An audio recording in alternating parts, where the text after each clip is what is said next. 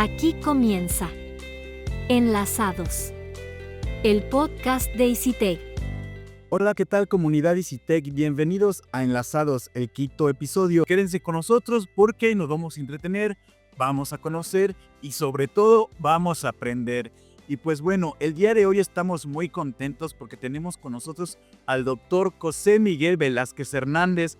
Él es licenciado en Educación Especial en la especialidad de Trastornos Neuromotores y cuenta con maestría en Ciencias de la Educación Especial en el área de Necesidades Educativas Especiales, así como un doctorado en Ciencias en el área de Pedagogía por el Instituto de Ciencias, Humanidades y Tecnología de Zacatecas, ICITEC. Doctor, muchísimas gracias por aceptar la invitación. Muy buenos días. Hola, muy buenos días. Al contrario, muchas gracias a ustedes por invitarme a participar en este podcast y sobre todo hablar sobre la educación que tanto nos interesa y en específico la educación especial en donde me estoy desempeñando y aparte donde tengo una formación y una trayectoria académica. Muchas gracias. Gracias, maestro. Y pues precisamente para iniciar, nos gustaría conocer cómo fue que es su inicio en el mundo de la educación. Tuvo familiares que fueron docentes. ¿Hubo alguien ahí que le dijo, ¿sabes qué? ¿Por qué no intentas entrar en educación? Mi interés y mi motivación surgió desde que era chico, desde que estaba chico, siempre hay como esos maestros que dejan huella y que te dejan marcados de cierta manera en la dedicación, en la forma de impartir clases, en cómo atienden a sus alumnos y cómo pueden de cierta manera ir apoyando cada uno de esos desafíos a los cuales se enfrentan los alumnos. Y pues en mi caso no fue la excepción. En mi caso pues hubo algunos maestros que marcaron en mi vida en ese sentido y de cierta manera surgió ese interés. También siempre me ha gustado apoyar a los compañeros, enseñarles lo poquito o lo mucho que aprendo de mis maestros. Y también como que esa partecita me iba gustando desde que estaba, yo creo desde la primaria, ¿no? En su momento, cuando ya llega, ahora sí que el momento, valga la redundancia, de decidir hacia dónde vamos a encarrilar nuestra situación de preparación, pues también entra en juego la viabilidad. Yo sí tuve la oportunidad de decir, bueno, puedo ser maestro de cierta manera. ¿Por qué? Porque había algunos compañeros que de cierta manera empezaban a estudiar esa carrera en cuestión de la docencia. Efectivamente, algunos familiares que tengo que también se dedican a la docencia y que de cierta manera la forma de comportarse, de expresarse, me llamó mucho la atención. Y sin duda también el apoyo de mi familia. Creo que entre mis padres y mis hermanos de cierta manera te impulsan, te empiezan como a destacar esas habilidades que tienes y te empiezan a decir, creo que tú puedes ser maestro, creo que se te facilita de cierta forma el poder explicar a los demás algún contenido o algún tema. Entonces, pues varios de esos elementos fueron influyendo para que de cierta manera yo decidiera irme hacia el lado de la docencia. Ahora sí que pues fue vocación y profesión, doctor. ¿Y en qué momento, ya estando en la educación, fueron sus primeros contactos con la educación especial? ¿Por qué decantarse por la educación especial? Y ya una vez que estuvo dentro, ¿a qué barreras se enfrentó usted? Fíjate que yo tuve la oportunidad de iniciar mis estudios de licenciatura en educación especial directamente. Había un programa en esa normal anterior al que yo entré en el programa, si no mal recuerdo, del 85 de la normal superior de especialidades y se abrió a bachilleres. Anteriormente tendrías que entrar a lo que viene siendo ser docente y luego estudiar la especialidad en educación especial. En el caso mío, yo tuve la fortuna, por así decirlo, de directamente del bachillerato ingresar a educación especial y ya con una especialidad, en este caso de trastornos neuromotores. Me llamó la atención prácticamente porque a mí me gusta de cierta manera promover la justicia social. Esa parte de poder garantizar los derechos humanos de todas las personas y sobre todo en específico ese derecho a la educación que tenemos todos y particularmente hablando de las personas con alguna condición especial o alguna discapacidad, pues con más ganas, ¿no? Soy de la idea de que todos debemos tener las oportunidades para poder desarrollarnos de la mejor manera y participar en todos los espacios que se pueda, ¿sí? La verdad que me gusta mucho el ofrecer, pues ahora sí que la atención a los alumnos con algunas necesidades educativas especiales, asociadas o no a alguna discapacidad. Y ahora que estamos visualizando también con este enfoque social, podemos ver cómo existen diferentes barreras a las cuales debemos de atacar de cierta forma, ¿sí? Y buscar esa sociedad cada vez pues más incluyente, el que existan escenarios inclusivos, ¿sí?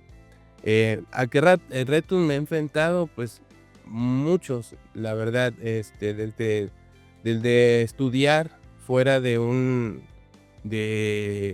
lugar de origen, el salir hacia esa ciudad, de un pueblo a una ciudad, pues es un gran reto.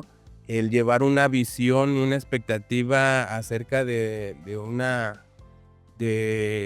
alumnado y encontrarte con que debes conocer más a profundidad los procesos de desarrollo, en el cual pues tienes que encargarte de identificar esas fortalezas, esas debilidades que tienen nuestros alumnos, ¿no? Esos son grandes retos y grandes desafíos. Y precisamente, doctor, con esto que comentaba de que la educación debe ser un derecho para todos, sabemos que está involucrado directamente con los CAP. Para las personas que no están muy familiarizadas, para los docentes que todavía no tienen muy claro qué son los CAP, ¿nos pueden platicar acerca de ellos, por favor? Sí, claro que sí. Bueno, actualmente tengo la oportunidad de ser director de un centro de atención múltiple y también tengo la dicha de ser maestro de apoyo en una unidad de servicio de apoyo a la educación regular, que es USAER. Igual ahorita les platico cada una de ellas. En el caso del centro de atención múltiple, es dentro de educación especial, está denominado como el servicio escolarizado. Y en este pues se sigue un horario como tal, como en una escuela regular, pero con las particularidades de que se atienden alumnos con discapacidad, ¿sí? En los CAM, algunas veces varía poco o mucho en el sentido de algunos recursos humanos que puedan tener, pero lo básico es que está conformado por un equipo interdisciplinario. En ellos podemos encontrar pues a un maestro de grupo, encontramos al maestro de comunicación o de lenguaje y comunicación, psicólogo, trabajo social, tenemos maestra auxiliar o niñera, que también así se le reconoce, tenemos terapista físico, entre otros servicios. Algunos CAM tienen más bondades porque cuentan hasta con servicio médico y algunos otros especialistas, ¿sí? En el centro de atención múltiples se atienden alumnos desde los 45 días de nacidos hasta 18 o hasta 20 años en ocasiones. ¿Por qué? Porque tenemos diferentes momentos de atención. que se van dividiendo en niveles educativos como lo conocemos. Tenemos lo que viene siendo educación inicial para los pequeñitos, donde se trabajan diferentes situaciones sensoriomotrices, de seguimiento de reglas, etcétera. Se empiezan a estimular diferentes áreas del desarrollo. Entramos posteriormente a lo que viene siendo preescolar. En preescolar, luego continuamos con primaria y secundaria. Es importante decir que en estos 3 niveles se basan en lo que viene siendo la currícula vigente. O sea, es un planes y programas que se trabajan en la escuela regular. Sí, somos parte del sistema educativo como tal, en educación básica. Y se plantean pues el tipo de desarrollo de los contenidos y los procesos de desarrollo de aprendizaje que se trabajan en cualquiera de las escuelas regulares. Simplemente acá necesitamos hacer ajustes, necesitamos hacer modificaciones, ver las necesidades de nuestros alumnos, esas fortalezas, para que de cierta manera podamos ir avanzando, sí de manera grupal, pero también de manera individual. También contamos con lo que viene siendo capacitación laboral, ¿sí? Aquí los chicos empiezan a desarrollar otro tipo de habilidades que son los más grandes de los centros de atención múltiple. Empiezan a desarrollar habilidades en búsqueda de la inclusión laboral como tal, ¿sí? Tenemos alumnos que también desarrollan habilidades para el autoempleo. Es decir, pueden desarrollar algunas artesanías, poder trabajar en desarrollar habilidades digitales, etcétera. Varias de esas habilidades que le puedan permitir, pues, si no integrarse a una situación laboral, sí autoemplearse y poder hacer autosustentable de cierta manera en su vida cotidiana, ¿sí? A partir de esta organización que tenemos en nuestro plantel, promovemos lo que viene siendo el trabajo colaborativo. El trabajo colaborativo entre el equipo interdisciplinario, padres de familia y directivo o algunas autoridades también. ¿Para qué? Para poder diseñar con la actual nueva escuela mexicana un programa analítico que realmente tome en consideración ese diagnóstico socioeducativo, en el cual podamos de cierta manera conocer a nuestros alumnos, ver qué fortalezas tienen, qué debilidades tienen y cómo estamos en la cuestión social también, para poder impactar de la mejor manera. Una vez que diseñamos ese programa analítico, se hace un plano didáctico donde se determina cómo cada uno de estos especialistas va a ir interviniendo y va a ir ahora sí que dirigiéndose hacia ese objetivo en común que tenemos, que en este caso sería pues el avance o el logro en cuanto a lo académico, pero también en el desarrollo de muchas habilidades, sobre todo de socialización. Y pues así, a grandes rasgos, es como la organización que podíamos encontrar en un centro de atención múltiple, que como te digo, es un sistema escolarizado. ¿Cómo hacen los padres de familia para que su hijo sea admitido en un camp? ¿Cuál es el proceso que se lleva a cabo? Dentro de el proceso de atención para los alumnos, nosotros tenemos como un flujograma, así le denominamos. Y en ese flujograma, el padre de familia, pues a través de la atención que ha tenido o de la observación que ha tenido de su hijo, pues empieza a observar algunas situaciones que son de llamar la atención, sobre todo en el proceso de desarrollo, ¿sí? O algunos que vienen derivados directamente del área médica, ¿verdad? Con algún diagnóstico, con algo ya definido. Hay quienes todavía no lo definen y hay quienes ya llegan con un diagnóstico definido. Entonces, cuando ellos toman la decisión de llegar a nuestro plantel a solicitar información, se les brinda como tal y ellos hacen la solicitud de inscripción, ¿sí? Igual se les pide la documentación como se pide en cualquier otra escuela, toda la documentación de carácter personal. Más aparte, si trae algún diagnóstico médico, pues es información que a nosotros nos sirve y nos enriquece para el proceso de atención. Enseguida, pues entran a un proceso de entrevista, una entrevista en el área de trabajo social, donde se empiezan a rescatar diferentes antecedentes del desarrollo y a partir de ahí se van definiendo algunos puntos desde la edad que tenga, si trae algún antecedente escolar.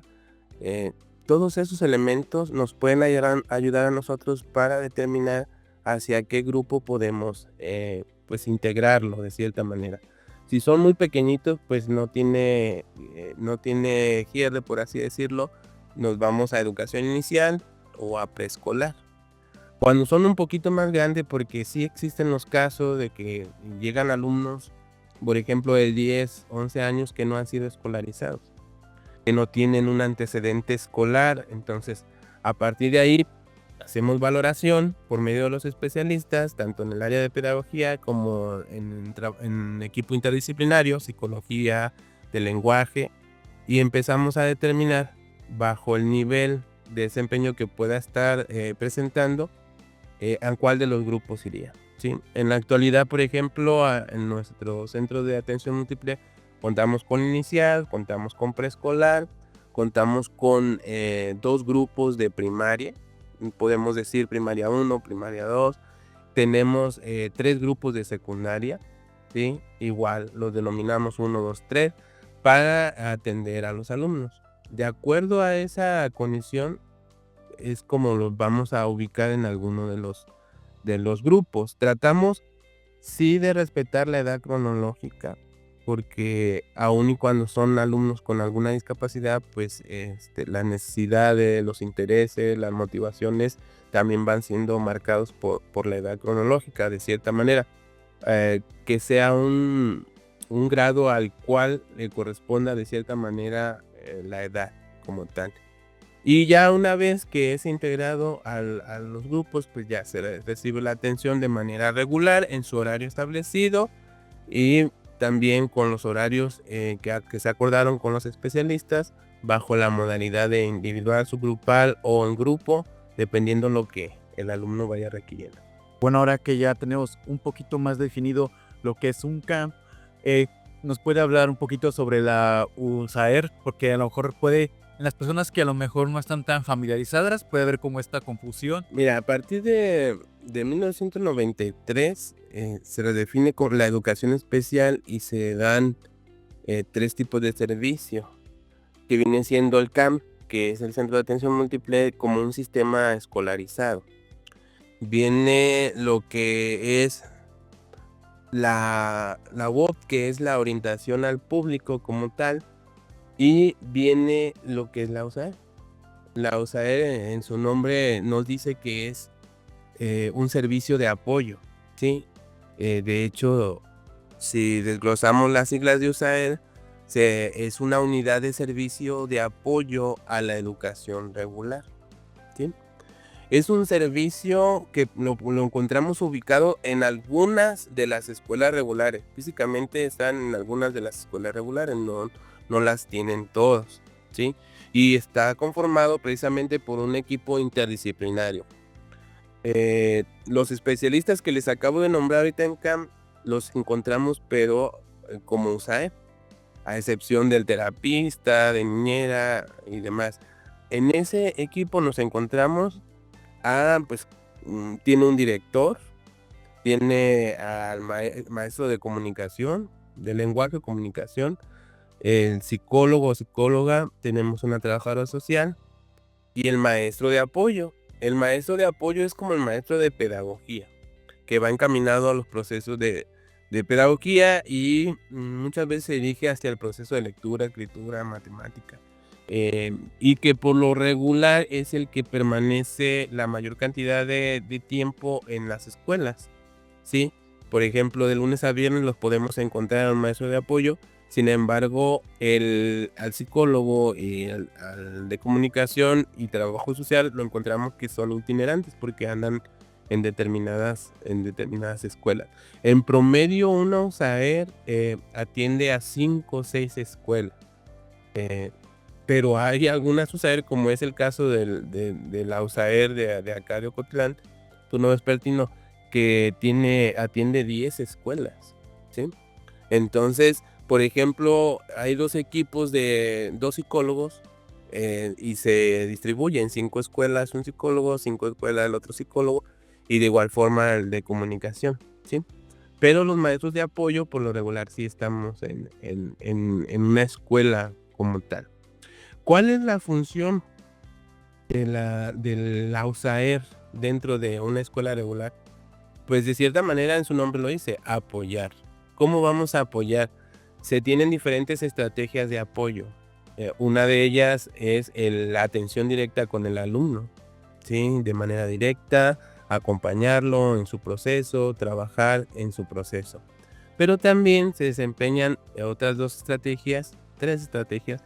Una que es la de asesoría hacia maestros o hacia padres de familia, donde empiezas a capacitar a los maestros o a los padres de familia sobre alguna temática en específica, ¿sí? Pero también existe la de orientación. Vamos orientando sobre diferentes estrategias que se pueden implementar en el aula, en la práctica y para la práctica, o se pueden trabajar con padres de familia, de cómo pueden ellos apoyar en casa directamente, ¿sí? Y hay una que es la de acompañamiento. Este acompañamiento puede ser de 2 formas. Una, acompañar al maestro en el diseño de diferentes planeaciones, programas, ajustes, para que pueda dar respuesta a la mejora de las necesidades que el alumno pues tiene o presenta. Y también el acompañamiento directo al alumno. Muchas veces se trabaja bajo monitoreo, le llamamos monitoreo cuando se acompaña al alumno mientras el maestro titular del grupo coordina las actividades. El maestro de apoyo va brindando el acompañamiento directo ahí al alumno con la temática que se está trabajando, ¿sí? Eso es lo que realiza en la USAER. Actualmente también la USAER ha hecho intentos por apoyar de cierta manera a las escuelas a identificar esas barreras para el aprendizaje y la participación, partiendo desde el diagnóstico socioeducativo de la escuela. Y una vez que se identifican esas barreras, pues comenzamos con el diseño de acciones que ayuden a minimizarlas o a eliminarlas, ¿sí? Y así, en grandes rasgos, es lo que se trabaja en USAER. En todo este contexto, ¿cómo ha notado usted que ha avanzado el tema de la educación especial en nuestro país? Sí, cada vez más se están preocupando los docentes, sí, cada vez más la SEP está tomando en cuenta estas cuestiones, sí, cada vez más los padres de familia están más conscientes de que existen este tipo de ayudas como el CAM o como la USAER, o nota como que nos hemos hasta estancado un poquito en este tema. Yo considero de cierta manera que debemos ir buscando transitar de educación especial a lo que viene siendo una educación inclusiva. Por lo tanto, se tienen que ir desarrollando diferentes habilidades entre todos los actores que atienden a los alumnos, ¿verdad? Dicho esto, yo considero que se han ido dando pasos, se ha ido de cierta manera cambiando el enfoque de atención de los alumnos, ¿sí? ¿Por qué? Porque si nos vamos un poquito atrás en lo que viene siendo la historia de la atención en cuestiones de educación especial y sobre todo hacia las personas con discapacidad, pues hemos visto cómo se han tenido diferentes modelos de atención, ¿sí?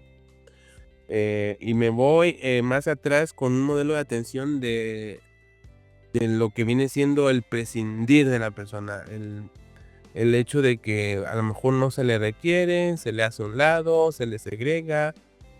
¿Por qué? Porque a lo mejor no tienen las habilidades que pudiésemos querer o esperar, etc. Entonces, ese modelo de prescindir. Luego entramos a un modelo de terapia, un modelo terapéutico. ¿Cuál es el objetivo de un modelo terapéutico? Pues de cierta manera responsabilizar a la persona como el protagonista de no incluirse o no dar respuesta a las exigencias que tiene la sociedad, ¿sí?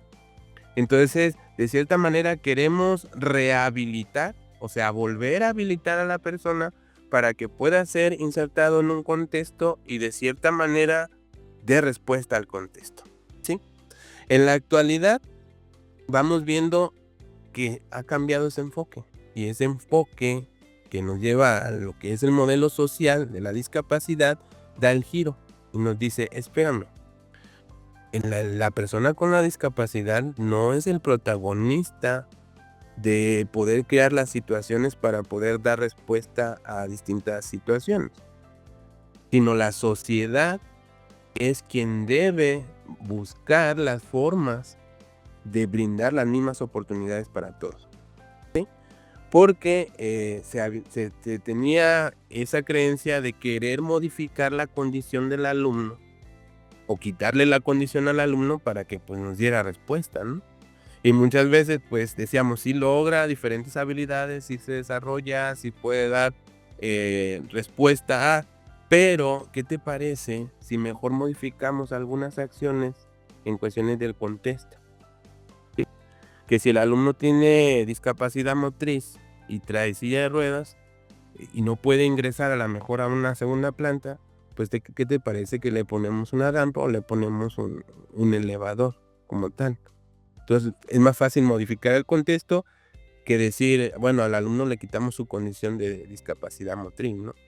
Entonces, con este transitar hemos visto que en la actualidad se habla de inclusión, ¿sí? Que no deberíamos porque pues, somos todos y deberían darse respuesta a todos. Pero bueno, ya en la actualidad tiramos ese lente y decimos, bueno, entonces esas situaciones que realmente generan una discapacidad no son las limitaciones de la persona, sino que son las condiciones que genera el contexto. Y vamos viendo qué tipo de barreras para el aprendizaje y la participación le están generando y cómo podemos modificarlo, ¿sí? Ahorita me preguntabas si en cuestiones de la secretaría se están dando pasos. Yo ahorita te puedo decir que sí. Lo podemos ver. Cada uno de las reuniones que nosotros tenemos de análisis le denominan acá en educación pública consejos técnicos escolares. Y en esos consejos técnicos escolares en que cada momento nos invitan a que reflexionemos sobre esas barreras precisamente que se están dando, que se están generando, quiénes las están produciendo y cómo podemos de cierta forma ahora sí que eliminarlas o minimizarlas. Y si bien podemos prevenirlas, ¿sí? Prevenir esas barreras. Entonces, creo yo que en la actualidad se van dando pasos. A lo mejor nosotros que hemos estado inmersos en educación especial quisiéramos pues más, quisiéramos que fuera más rápido, quisiéramos que se llegara realmente a una concientización de qué estamos haciendo, qué estamos haciendo, cómo lo estamos haciendo, si realmente estamos atendiendo a la diversidad como algo rico o estamos atendiendo a la diversidad como algo que nos cuesta mucho más y que nos implica mucho más. Entonces, sí vamos dando pasitos, nos gustaría más, sobre todo desde el ámbito formativo. Yo considero que se tiene que voltear a ver a las escuelas formadoras de docentes y a partir de ahí comenzar a hablar de inclusión, comenzar a hablar de estrategias de intervención y cómo podemos apoyarnos e incluir a todo el mundo. Aquí lo importante es que nadie se quede atrás, lo importante es que todos tengamos la oportunidad de participar y de aprender cómo con los andamiajes que puedan generarse, ¿sí? A partir de los apoyos que se puedan dar. Su proyecto de tesis, doctor, precisamente para el doctorado, valga la redundancia, usted por ahí la enfocó a conocer si las estrategias actuales que se implementan en la UXAER, en Ocotlán, Jalisco, pues estaban respondiendo al modelo de discapacidad. ¿Nos podría hablar un poquito más sobre este proyecto de tesis? la metodología que empleó y las conclusiones a las que llegó, por favor? Claro que sí, y gracias por preguntar. Fue un trabajo muy, muy arduo, la verdad que, pero muy rico, la verdad muy rico. Es parte de una problemática que he observado a lo largo de la trayectoria que yo he tenido en cuestión de laborar en USAER. En ocasiones te llegas a cuestionar cómo estás interviniendo y si tu papel invita a la inclusión o invita a la exclusión, etcétera. Te empiezas como a preguntar esas partecitas, ¿sí? En la actualidad encontramos cada vez más alumnos con discapacidad matriculados en escuelas regulares. Y la verdad que da mucho gusto, mucho gusto que cada vez nos encontremos con casos de personas que están inscritos en escuelas regulares. Sin embargo, muchas veces se comete el error de pensar que con el solo hecho de ya estar inscritos en una escuela regular, pues ya se logró la inclusión educativa, como le nombran, ¿no? Pero nos hemos encontrado casos en los que, pues ahí está el alumno. Muchas veces no se les da respuesta, a lo mejor no se les hace participar, etcétera, dentro de la dinámica, ¿sí? Con ello, ¿qué deberíamos de buscar? La inclusión educativa como tal. Y cada uno de los agentes involucrados tiene que poner su granito de arena, ¿sí? Y de cierta manera yo he observado el desempeño que se da de un maestro de grupo, de un directivo, del personal que labora en dicha institución, ¿sí? Y lo he visto y lo he tratado de retroalimentar de cierta forma. Y por supuesto que la USAER pues no es la excepción, ¿sí? En este caso yo dije, bueno, como USAER, ¿qué estamos haciendo? ¿Qué tipo de estrategias estamos llevando a cabo? El modelo social de la discapacidad ya tiene un tiempo que se está generando para acá, ¿no? Y a partir de ahí, ¿cómo estamos como USAER? Primero, identificar cuáles son las estrategias que implementa la USAER. En este caso, donde yo laboro, que es la USAER Ocotlán, Tonalá-Pertín. Y a partir de ahí, visualizar si esas estrategias nos están ayudando a lo que es la inclusión educativa de los alumnos que nosotros atendemos, ¿sí? Y si se están dando o no se están dando, ¿cómo pueden tener esa relación con el modelo social de la discapacidad? ¿Sí? Porque muchas veces nos encontramos en que seguimos enfocando nuestra labor hacia el área terapéutica, hacia el área de ven el alumno, voy a trabajar con el alumno para que desarrollar las habilidades y pueda dar respuesta a las exigencias que le dan en el aula, por ejemplo. Y de cierta manera es un complemento, claro, hay que trabajar con el alumno, hay que desarrollar habilidades, hay que brindarles esos apoyos para que puedan llegar a resolver situaciones de la vida cotidiana. Pero también hay que ver qué se está haciendo en los contextos para dar respuesta a la necesidad del alumno. Y cómo la USAER está apoyando con sus estrategias para que se creen ese tipo de escenarios, esos escenarios inclusivos que le denominamos, ¿no? El inclusivo, ¿por qué? Porque debe dar respuesta a todos. Y ojo, el hecho de hablar de inclusión no es específica de educación especial ni es específica de una persona con discapacidad. Inclusión engloba mucho más que eso. Engloba a todos, ¿sí? Todos, independientemente de su condición, ¿sale? Entonces, a partir de esa problemática, yo empecé a realizar mi trabajo y lo hice con una muestra de miembros de la USAER y también de algunos maestros, docentes y directivos de las escuelas regulares donde se está ofreciendo el servicio de apoyo. Sí, lo hice mediante una metodología con un paradigma mixto.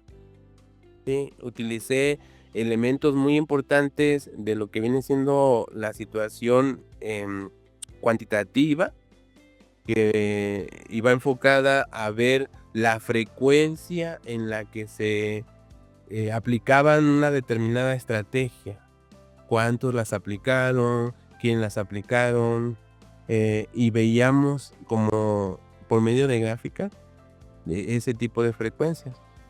Pero también nos fuimos a tomar algo muy importante de lo cualitativo, que viene siendo las opiniones, los comentarios, las experiencias de lo que estaban haciendo, cómo lo estaban haciendo, ¿sí? Recordemos que el paradigma mixto agarra las bondades de ambos y a partir de ahí empiezas pues tú a llegar a algunas metainferencias y llegas a conclusiones como tal, ¿sí?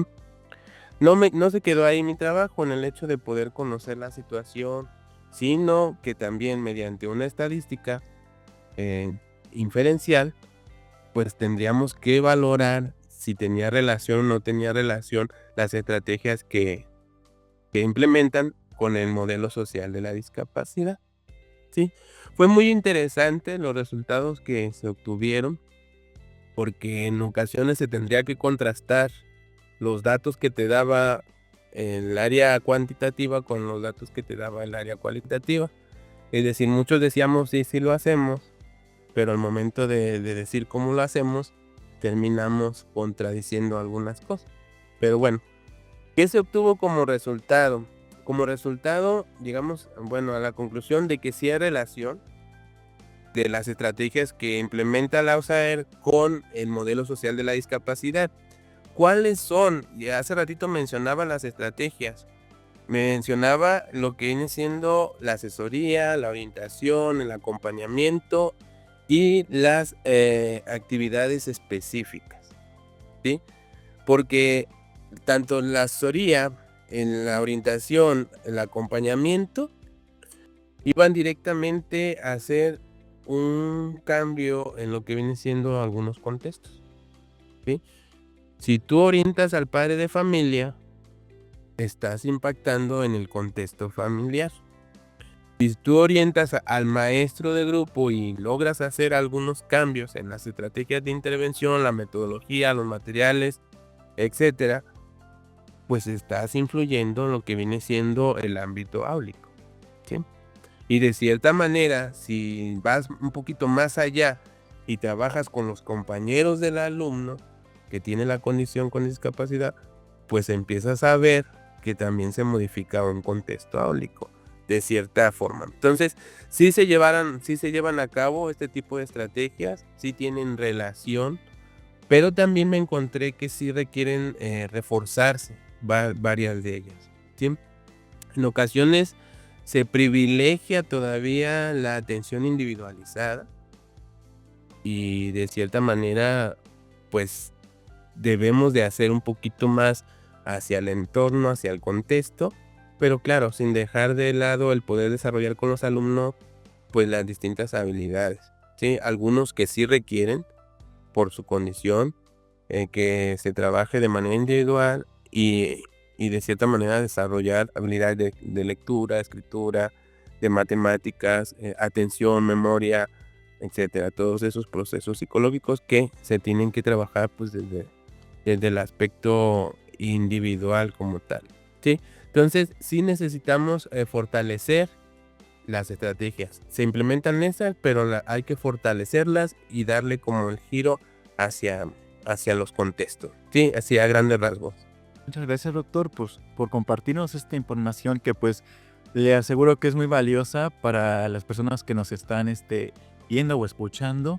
Y pues la verdad es que muy interesante este tema de la educación especial porque, en su caso usted ya lleva muchos años, pero como que habemos muchos a los que este tema nos es como reciente y nos gusta aprender mucho sobre todo esto porque pues creo que cada vez es más común, doctor, ahora saber que tienes un primito o un sobrino o incluso, no sé, que tiene alguna cuestión de alguna discapacidad intelectual o algún trastorno o algo así, que pues ahora afortunadamente hay más información al respecto y sí pues como está más al pendiente de estos temas, entonces muy importante conocer todo esto que nos está platicando y pues muy interesante el proyecto también porque pues nos puede servir a varios de los docentes que están escuchando este programa y de los estudiantes de nuestra comunidad de Visitec que también pues lo van a agradecer mucho. Doctor, ahora pues aquí también nos gusta conocer un poquito más el lado humano, conocer algunas cuestiones, algunas experiencias, para que pues también las personas que nos están escuchando, viendo, puedan sentirse identificados o a lo mejor ya pasaron por ahí o van a pasar. Entonces quisiera preguntarle si nos pudiera compartir algunas anécdotas que haya tenido en relación a su carrera, no sé, alguna situación con algún niño que se le ha hecho el corazón de pollito por la situación o alguna situación complicada con algunos papás que pues ya sabemos que pues siempre son muy comunes a veces, algo que nos pudiera compartir, alguna situación que marcó o que sí, pues sí marcó significativamente hasta el momento su carrera en este mundo de la educación especial. Sí, claro que sí.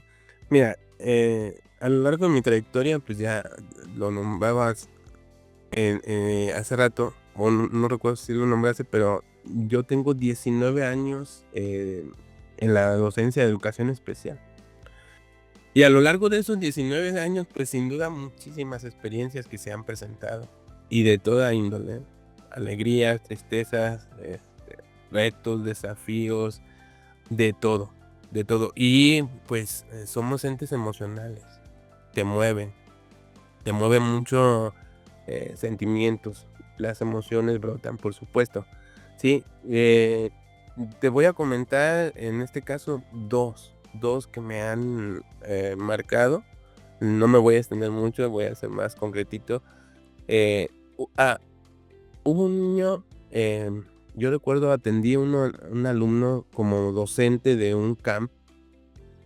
Recuerdo que en ese tiempo yo tenía el grupo de inicial y preescolar que juntaban los dos niveles y había un alumno en particular que tenía una condición de parálisis cerebral. Tenía parálisis cerebral con cuadriplegia, es decir, no movía ninguna de sus extremidades, ¿sí? Solo movía poco lo que viene siendo la cabeza y los ojos, ¿sí? Era un reto y un desafío porque yo quería incluirlo, quería que fuera parte de las actividades, pero muchas veces no hallaba cómo. De verdad, te estoy hablando que fueron a los inicios de mi trayecto. Entonces empiezas como a preguntarte cómo le hago, qué voy a hacer. Yo quiero brindarle oportunidades para que participe, para que aprenda, pero para empezar no sé cómo comunicarme con el alumno, porque no habla, porque no puede señalarme con la mano, con el pie, con alguna de sus extremidades no puede señalarme qué quiere, ¿sí? Entonces a partir de ahí nos dimos a la tarea con el equipo de apoyo, con la maestra de comunicación y sobre todo psicología, y empezamos a diseñar un proyecto. Un proyecto que tuviera como el principal objetivo la comunicación. ¿Cómo nos vamos a comunicar con el alumno? ¿Sí? Y comenzamos a ver, fíjate bien, empezamos a ver las fortalezas. Y muchas veces cometemos el error de irnos solo por las debilidades. Está la discapacidad y nos vamos por la discapacidad en lugar de la capacidad, ¿sí? Y empezamos a preguntarnos, bueno, ok, sí, ya sabemos qué es lo que no puede hacer. Sí, no se puede mover, no puede señalarnos, no puede decirnos. Pero ¿qué sí puede hacer? ¿Sí? Entonces empezamos a ver que sí podía mover sus ojos, que los giraba hacia donde él quería ver, ¿sí? movía un poco su cabeza.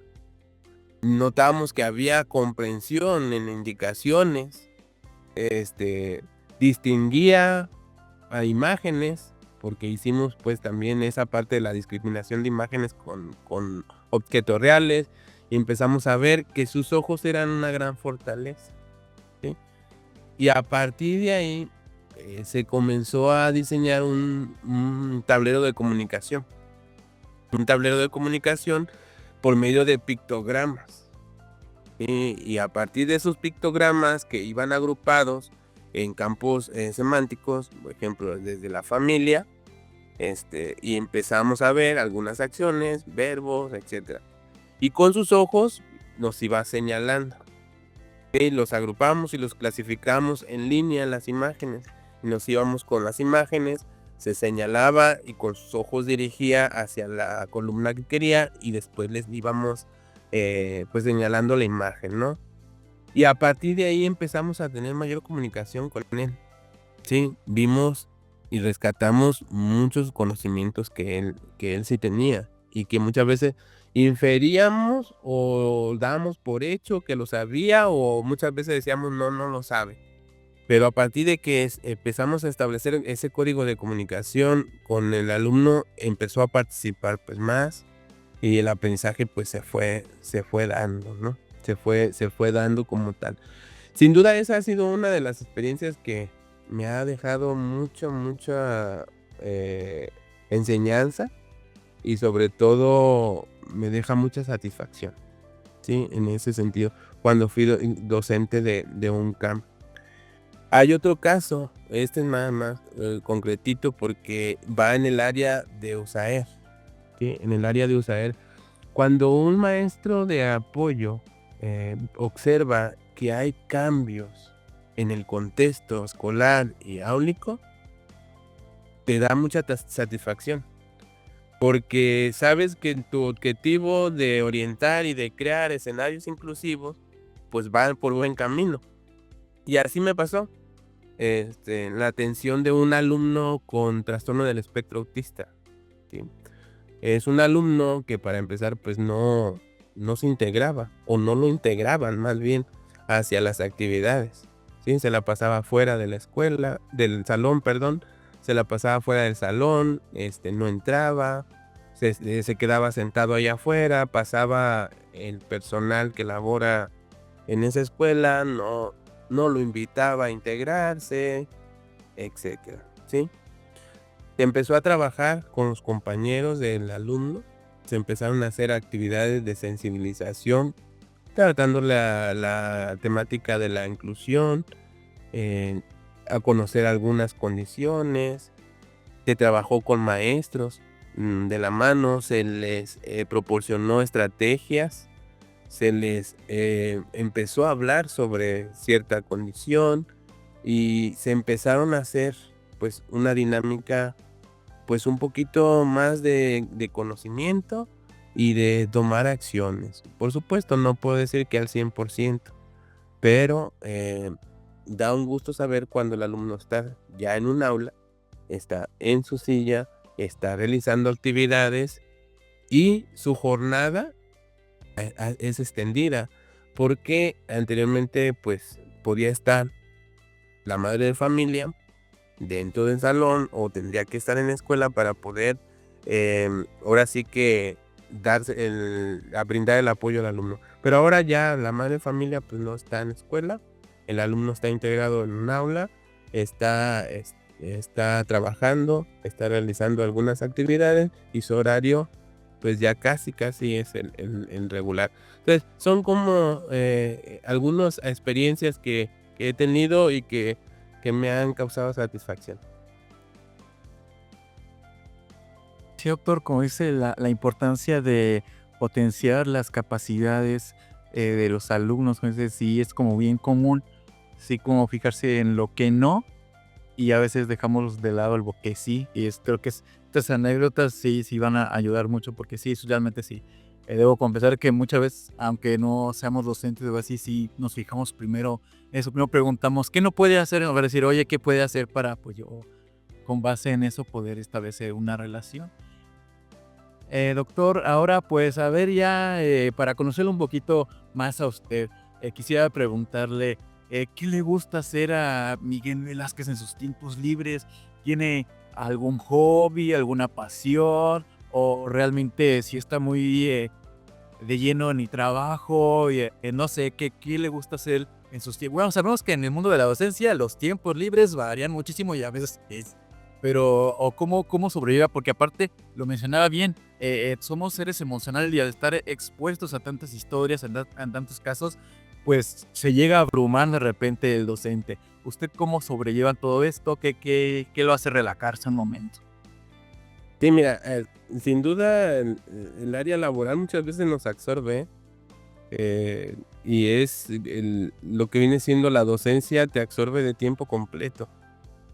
Yo a veces lo platico con mis compañeros y les digo, tú sales de aquí del trabajo y ya vas pensando qué es lo que vas a hacer, cómo le vas a hacer, qué necesitas para mañana volver a estar aquí con tus alumnos. Y de cierta manera también no nos debemos de olvidar de nosotros, ¿sí? Yo disfruto mucho de los momentos que paso con mi familia, ¿sí? Con mi familia, en cada uno de esas charlas, de esas pláticas, de esas convivencias, lo disfruto muchísimo. El poder acompañar a mis hijos a sus actividades, por ejemplo, a los partidos de fútbol de mi hijo, a lo que viene siendo la gimnasia de mi hija también. Son actividades que a mí me van llenando en esa parte. Como hobby, a mí me gusta mucho leer. Yo disfruto leer de temas, de todos los temas, ¿sí? Me gusta mucho. A veces no hay tanto tiempo para leer por elección, sino porque se necesita sobre algún tema, pero bueno, las oportunidades las tiene que hacer uno y tiene que abrir ese espacio. Me gusta mucho jugar al ajedrez. El ajedrez es una de mis pasiones, que lo trato de hacer ya más utilizando lo que vienen siendo plataformas que ir a lo mejor a eventos o a espacios donde se da ese tipo de juego, pero bueno, lo hago a lo mejor por los tiempos, pero tengo que acomodarlos. Y algo muy necesario que también llevo a cabo son el practicar alguna rutina de mindfulness. También, sí, es parte de la meditación, parte de la relajación y de poder situarnos en el aquí y en el ahora, o sea, en el presente. Porque muchas veces vamos creando y creando escenarios que no nos dejan nada bueno por lo regular. Pero son como las actividades que yo realizo en mi persona para poder, pues, encontrarme también conmigo mismo, ¿sí? Sí, porque siempre hace falta, como dice, hacerse el espacio para uno mismo. Doctor, y pues ya para terminar con el podcast, eh, ¿algún consejo que nos pudiera dar, ya sea profesional, personal, para las personas que nos están viendo? Sí, claro que sí. Mira, si te fijas, vas a encontrar un punto medular en lo que viene siendo nuestra plática del día de hoy. Y sobre todo es el promover espacios inclusivos. Yo la verdad que invitaría a todos los que estemos en este ámbito de educativo y a los que no también, porque necesitamos buscar una sociedad cada vez más incluyente, ¿sí? Que existan políticas sociales, políticas educativas que permitan que todas las personas tengan las oportunidades para participar, ¿sí? Que veamos la diversidad como una riqueza de la cual podemos aprovechar el máximo, ¿sí? Y pues no olvidemos que la inclusión, sobre todo de las personas con discapacidad, le corresponde a la sociedad, ¿sí? Y pensemos, de verdad pensemos si estamos siendo una barrera o estamos siendo un apoyo, ¿sí?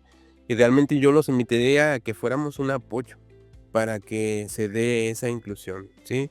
Porque hay diferentes fuentes, familia, maestros, sociedad en sí, y cada una o puede generar barreras o puede generar apoyos. Entonces yo los invitaría a que nos dirijamos a ser generadores de apoyo, ¿sí? Sería ese mi comentario. Muchas gracias, doctor. Pues así estamos llegando al final de este 5º episodio de Enlazados. Nuevamente, muchísimas gracias, doctor José Miguel Velázquez Hernández. Muchas gracias por estar en este espacio. De verdad que fue un momento bastante provechoso y espero que en un futuro podamos volver a conectarnos con muchos más temas de interés para pues toda la comunidad ICITEC. Gracias por la invitación. Estamos a la orden. Y gracias a ti que nos sigues y que pues nos has acompañado a través de todos estos episodios. No te pierdas los próximos porque van a estar muy interesantes al igual que este. Recuerda seguirnos en nuestras redes sociales en Facebook y TikTok como ICITEC, en Instagram como posgrados.icitec y en nuestra página www.icitec.edu.mx, donde puedes encontrar toda la información de posgrados y muchísimo más.